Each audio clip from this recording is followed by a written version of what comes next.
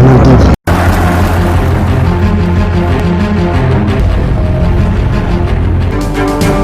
Sesama umat Islam Indonesia seharusnya tidak berada dalam kutub yang saling berhadap-hadapan. Islam berpandangan hanya ada satu saja Islam dan umatnya. Namun kenyataan mustahil dimungkiri. Ada kelompok Islam kiri, ada kelompok Islam kanan. Lantas dalam konteks polarisasi umat Islam ini, bagaimana fungsi dan peran Majelis Ulama Indonesia (MUI)? Ketua Bidang Dakwah Majelis Ulama Indonesia Pusat, Profesor Kiai Haji Muhammad Khalil Nafis LC.MA PhD, menjawab hal ini dalam sambutan pembukaan Musda MUI Provinsi Bali Sabtu 12 Desember 2020 lalu di Sanur. Kiai Khalil Nafis memastikan posisi MUI yang bisa menjadi bulan-bulanan.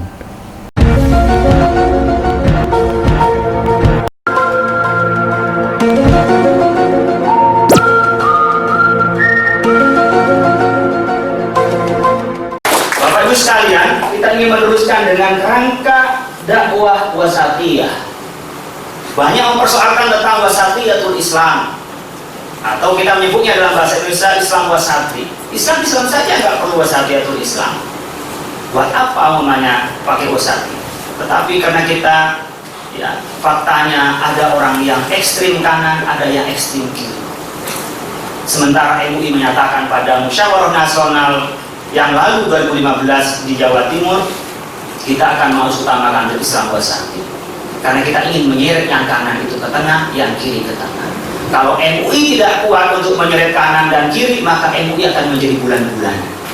Tapi kalau MUI kuat, maka yang kanan kita tarik ke tengah, yang kiri kita tarik ke tengah. Tetapi perspektif tetap saja. Kata orang yang di kiri saya menganggap saya ada di kanan, orang yang di kanan akan menganggap saya ada di kiri. Tapi kemampuan kita bertahan sebagai patoknya, orang akan bisa diseret ke tengah, menjadi hubungan agama yang baik, baik internal umat agama maupun antar umat beragama.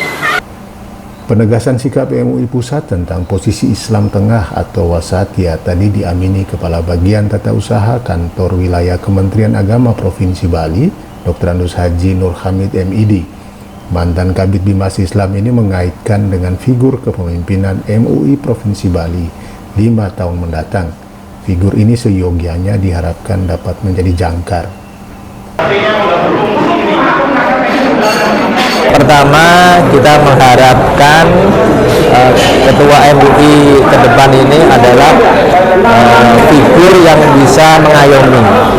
Figur yang bisa mengayomi itu beliau memang berkhidmat di MUI, demikian juga di kemasyarakatan. Dan yang tidak kalah penting, beliau punya pengalaman berorganisasi yang baik. Pengalaman berorganisasi yang baik ini bisa pengalaman di organisasi kemasyarakatan Islam, bisa juga di pemerintahan dan di organisasi lainnya.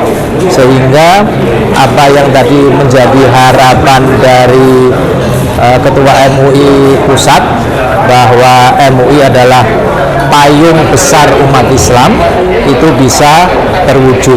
Yang tidak kalah pentingnya adalah bagaimana figur yang kita harapkan ini betul-betul bisa dalam tanda petik menjadi jangkar, menarik teman-teman yang ke kanan menjadi di tengah, yang di kiri juga menjadi di tengah, sehingga betul-betul potensi umat Islam di Bali ini bisa ditumbuh kembangkan menjadi potensi yang memberikan solusi tentang masalah keumatan maupun masalah bangsa dan negara yang memang dalam kondisi COVID ini diperlukan betul tokoh atau kiai atau ustadz lah yang memang betul-betul bisa menjadi uswah sehingga umat itu terlayani dengan baik dan terayomi. Saya kira itu, Pak.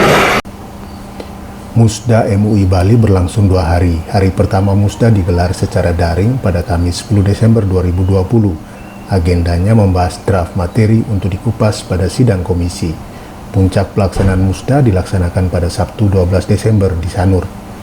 Formatur Musda ke-11 MUI Bali ini menyepakati Haji Mahrusun Hadiono menjadi Ketua Umum Masa Bakti 2020-2025 menggantikan Haji Muhammad Taufik Asadi.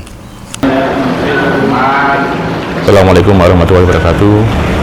Untuk Musda ke-11 MUI Bali kali ini, biasanya kita 2 hari langsung, kali ini kita laksanakan 2 hari.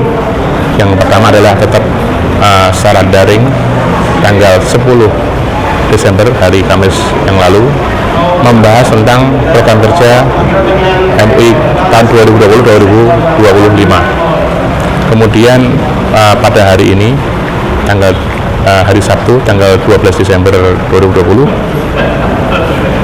kalau kondisi sebelumnya adalah kita peserta sekitar lebih dari 200 orang di masa pandemi seperti ini, dan dengan menekankan protokol kesehatan, peserta kali ini adalah 100 orang, dan itu meliputi dari Dewan Pimpinan Pusat, ada dari pimpinan harian pengurus MUI Bali, Dewan Pertimbangan MUI Bali,